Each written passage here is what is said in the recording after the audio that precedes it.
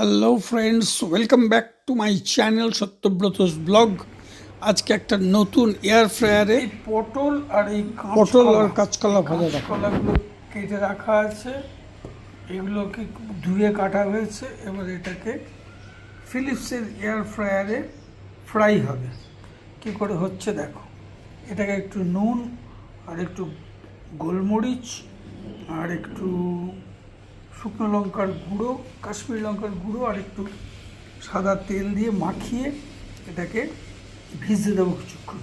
তারপরে air ফ্রায়ারে fry করব 185 degree centigrade 15 minute. তারপর যদি লাগে আরও 5 মিনিট দিতে হবে। 15 মিনিটস এনাফ দেখাচ্ছি।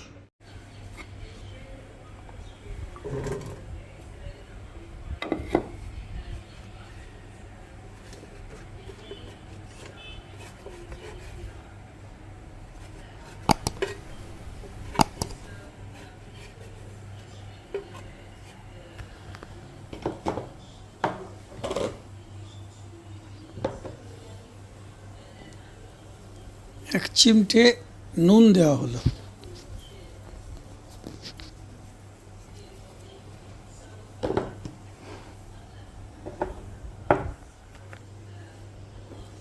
এটা কাশ্মীরি লঙ্কার গুঁড়ো।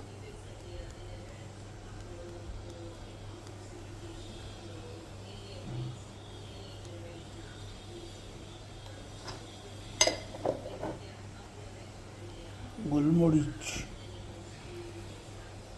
ব্ল্যাক পেপার,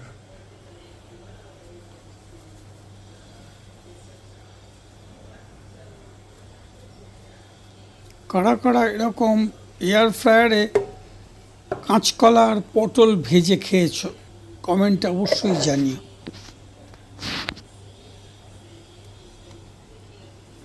বেশ কিছুটা সাদা তেল এর উপরে ব্রাশ করে দেওয়া হলো।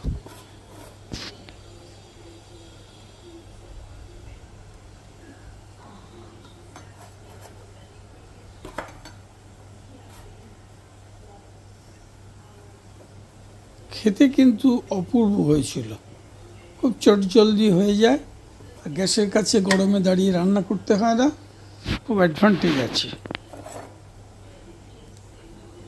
আগের দিন মিষ্টি কুমড়োটাকেও সেম পদ্ধতিতে ভাজা হয়েছিল, বেশ মিষ্টি মিষ্টি ভালোই লাগে।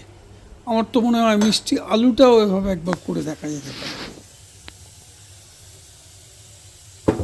এবার এটা এয়ার ফ্রায়ারের ভেতরে ঢুকিয়ে 185 ডিগ্রি টেম্পারেচারে 180 ডিগ্রি 10 to 15 মিনিটস চালানো হবে। 200 একটু কম, 180। আর এটা দিয়ে তোমার 15 মিনিটস এটা দিয়ে ঘুরিয়ে দিতে হবে।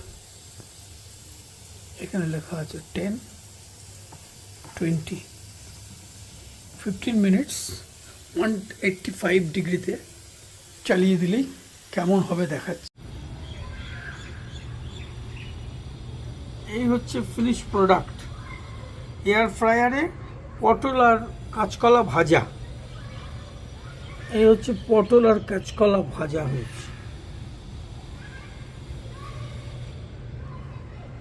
পটল আর কাঁচকলা ভাজা with the help of air fryer. কেমন টেস্ট হয়েছে বলো? গরম না খুব? হ্যাঁ, প্রচণ্ড গরম। এখন খেও না, একটু ঠান্ডা হোক তারপরে খেও।